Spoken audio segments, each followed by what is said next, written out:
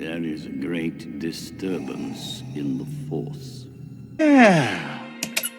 Hi, guys. Hello everybody, my name's Mike Evans, and I am the dude behind DIY RPG Productions. Welcome to another episode of Powered by the Middle Finger. Today we're going to talk about the sexy love that is not wrong for sandwiches. With their sweet, meaty goodness and sexy curves, I just want to take you upstairs and fuck. So we're actually going to be talking about Breath of the Wild and how they influence my rules. Oh, I wasn't done with that.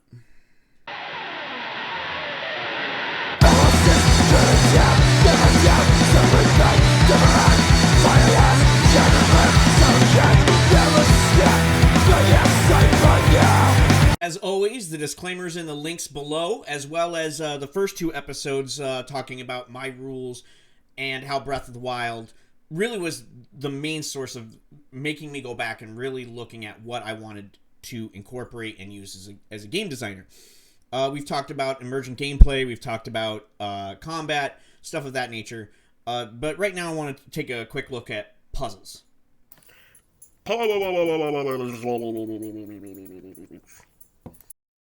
One of the few criticisms I've seen levied at Breath of the Wild has been that there is ways that you can handle the puzzles in the game that aren't the official way to solve it. And some people seem to have had a problem with that. Like, I know the point is to use the magnesis power to throw the cistern over at the leaf pile and cause it to burn, which then lights the box on fire, which then drops the treasure. And that's the official way. But if you have a flame arrow, why not just use your flame arrows? You know, and I know people get upset about that, but you know what?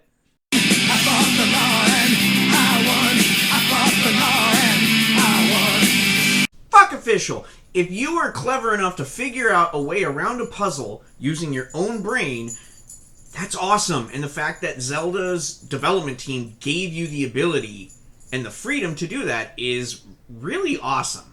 It goes back to what I was saying in my previous video. Links below. My room smells like sadness.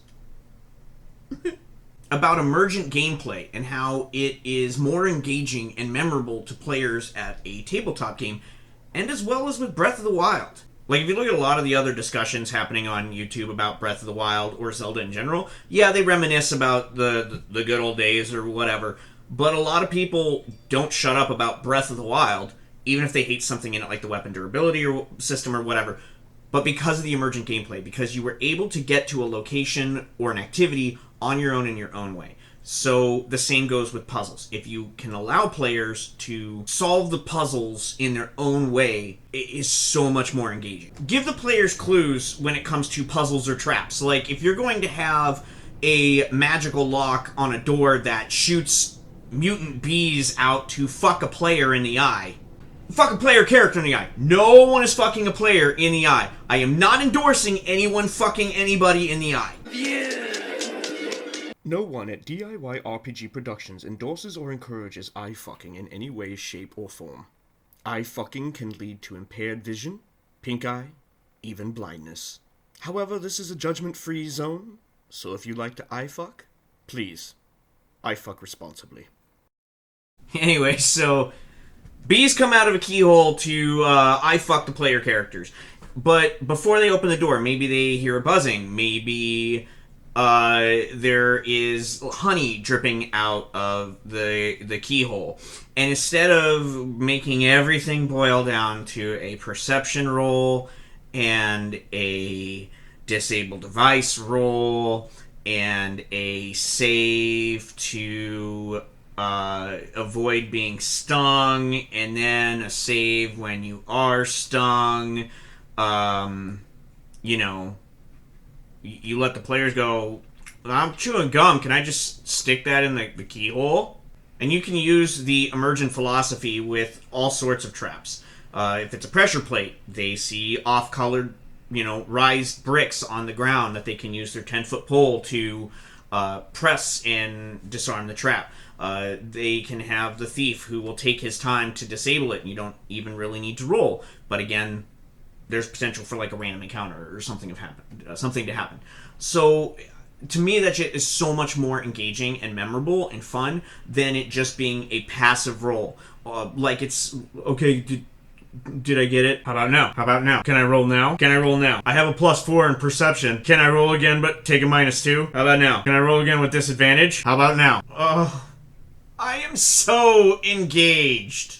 And the most important part about it is when players actually figure out the traps themselves and or circumvent it in some way, that's a win. And they feel super smart when they do it.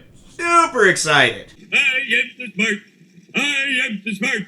I am the smart. I am the smart. S-M-R-T. I mean S-M-A-R-T. Might even pick us up a reward. In my last video, one of the things I talked about was the insane amount of abilities that characters start with and continue to grow. The example I gave was, a dwarf monk at 6th level had, I think, 14 abilities, which is just insane to keep track of. And in my experience, most players don't. They forget. And you remind them, and they forget again. And it hurts your mighty GM feelings. So that's what was so lovely about Breath of the Wild, is you start with no abilities. You start with literally health and no armor, and you have a damn stick. And that's it. And all the abilities you get. There are 8 abilities in total, and you get them all through play in any order you want, because you're the one who goes where you want to go to get the said ability. Christ, saying that almost made my fucking brain hurt. Because you're getting those abilities through emergent play, they're more impactful, and you're more likely to remember them. And then, aside from those 8 abilities, you get some cool weapons and armor, special arrows, fire arrows, stuff of that nature, which is wonderful rewards for gameplay. I particularly like to go with consumables as a major source of reward. I feel you get more bang for your buck, and then because there's a limited quantity, it won't be OP for too long. And then also, when they do get a cool magical item or whatever, it's much more impactful. And they're much more likely to cherish that magic item, which makes it so much more enjoyable when you take it away. Their tears quench my thirst. One of the really cool things with Breath of the Wild, and the 2 most integral rewards that are the foundation of advancement in Breath of the Wild, are finding Korok seeds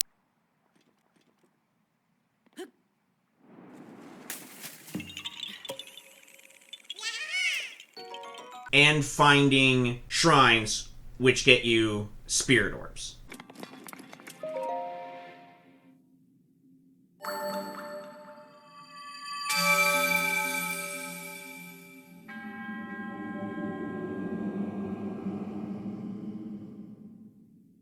Both of these rewards are great because you earn them through exploring, and they both make it easier for you to explore as the game continues on. So the reward for playing and exploring is being able to play better and explore more.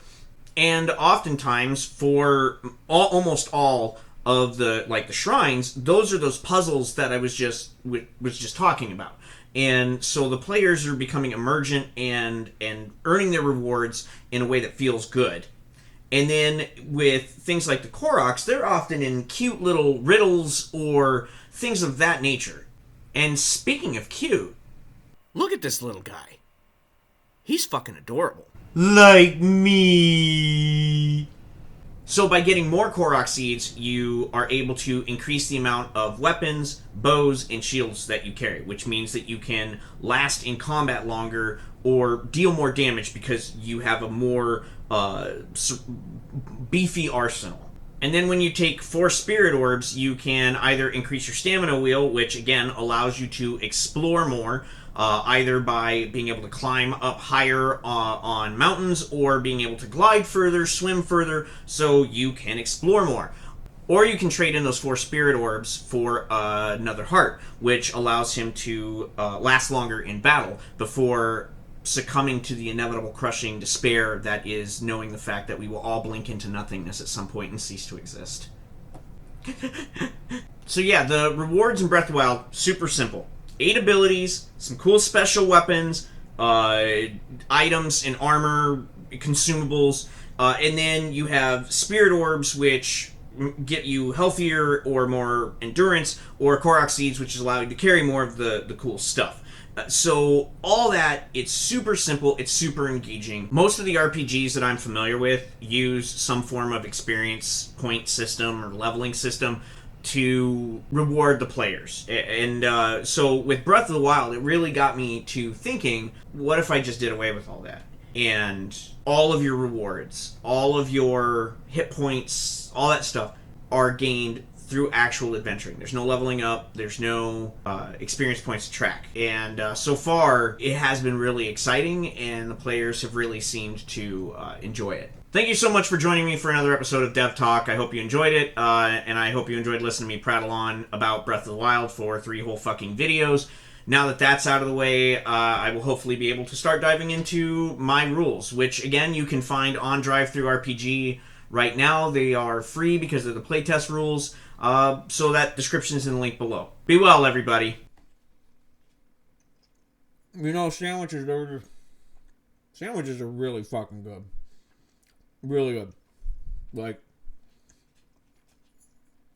probably my best favorite food ever. God, they're so good.